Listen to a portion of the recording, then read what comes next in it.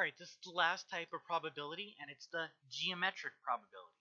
The geometric probability is probably the simplest and the only one you don't really need a formula for, but it's good habit to start thinking about what would a formula be if you had to correct it.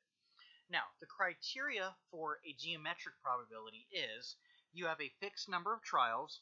In this case, we're going to call it x, and there's a reason for that. Each trial is independent.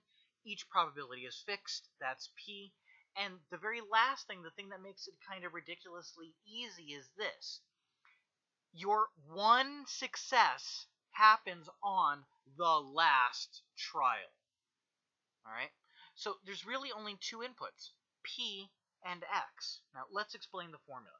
So geometric works, the probability of a geometric is equal to 1 minus p, in other words q, right, the likelihood of errors, and you do that all of the times except for 1, so x minus 1, multiplied by p, which happens exactly once.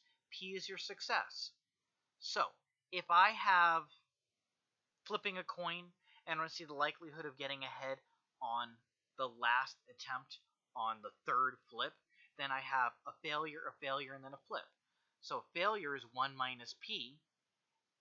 1 less than the third attempt would be 2 times the one success that you have.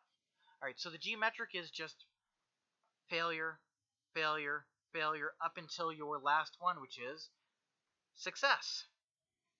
Right? And how many of those were there? 1 less than the total.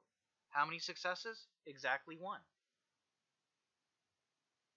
So, again, hypergeometric, multiply all the failures together, so it's q times q times q, or 1 minus p, raised to the x minus 1, because it's 1 less than the total number of trials you have, times the one success you have, the probability of success, p to the first.